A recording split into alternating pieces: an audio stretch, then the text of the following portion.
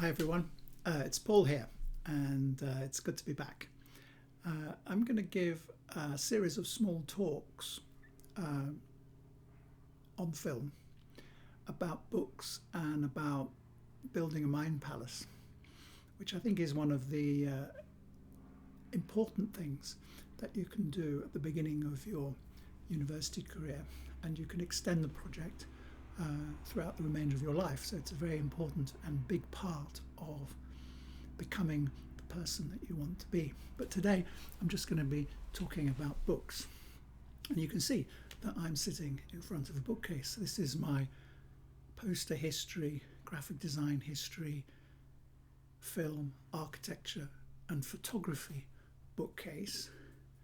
You can see that quite a few of the books are facing outwards. I like to see the books, and I'm proud to say that I've always judged a book by its cover. People have gone to some trouble and some effort to make books attractive, and I appreciate that. So I like to see these things. Now, a book is a number of things. Primarily, it's a text, and the text is important, but it's not the only part of a book. A book is also a material object, and the material object that books are has been formed through a long tradition of technical history and aesthetic consideration. Here's a book that I picked off the bookcase. It's called Advertising and British Art by Walter Shaw Sparrow. It's a book from 1924, so it's almost 100 years old. The paper covered boards are slightly faded, and the paper is beginning to chip on the edges of the book. But apart from that, it's clean and bright, and in practical terms, that book is more or less indestructible. If it did break, you could repair it as well. That book will survive flood, pestilence, earthquake, almost anything except book burning. And the form of the book is important to its significance culturally and its longevity. And that's really important to acknowledge, understand and celebrate.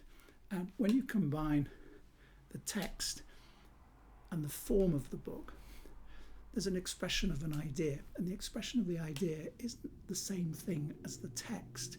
It's how the book exists in the world on its own and in relation to the books that surround it. So when you go onto the bookcase and you find that there are 2 or 3 books about similar things sitting in relation to each other, that's a physical and material manifestation of an intellectual development of ideas, which is really important in understanding the way that our society and culture has developed over time. Obviously, this isn't the complete library of the world. It's my own special interest library. And so it's partial. But for me, these books exist not just as individual books, but in relation to each other and as objects and ideas that speak between themselves. So I'm never on my own. I'm part of a conversation that's already going on all around me. And I find that gratifying and an enormous consolation and interesting. And so I would encourage you all to begin to develop your own libraries and begin by finding the books that you think are attractive and interesting and worth being with. Thank you. Good luck.